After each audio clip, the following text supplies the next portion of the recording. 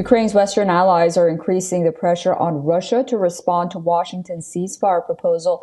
The pressing question for global leaders now is, will the Russian President Vladimir Putin accept U.S. President Donald Trump's 30-day ceasefire proposal or not? After Washington stated and said that the ball is now in Russia's court, Kremlin has issued its first reaction. Moscow wants to hear all about the meeting that took place in Saudi Arabia directly from Washington.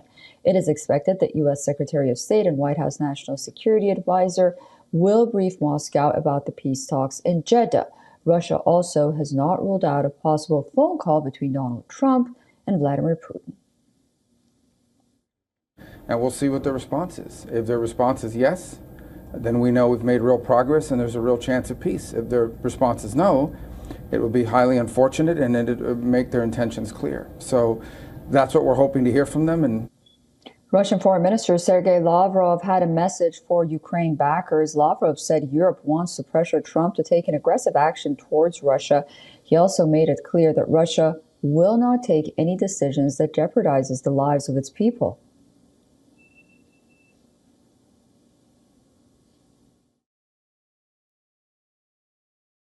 Europe and the UK, they certainly want this to continue.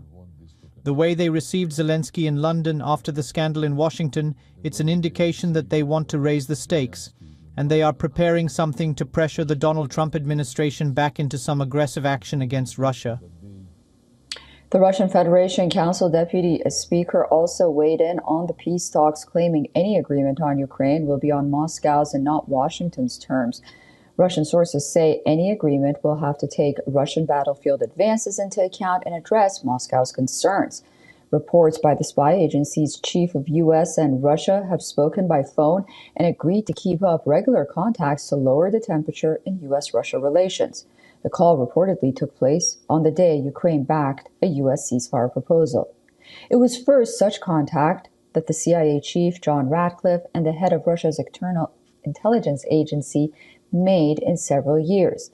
Local residents from Moscow and Kyiv are hoping for peace, but are skeptical about the ceasefire taking effect.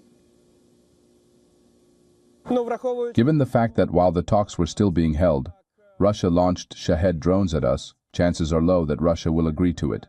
So we must keep doing what we have to. We should finish it in a logical way. At least Kharkiv, Kherson, Odessa should be Russian, as it was earlier in history. We should reach a final and then we should negotiate. It is them who should negotiate with us and not the other way. But now Trump, in ultimatum way, says us, you stop the war because Ukraine is ready for ceasefire. But what is the point? What ultimatum way? We dominate now on battlefield, we've worked long for it, and there were so much blood before 2014. That's why it won't be a right thing to do.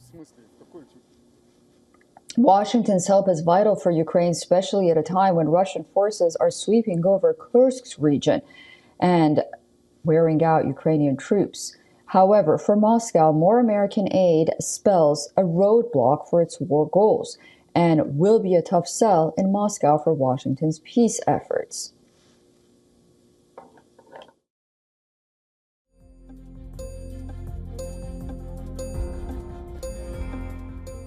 For all the latest news, download the WION app and subscribe to our YouTube channel.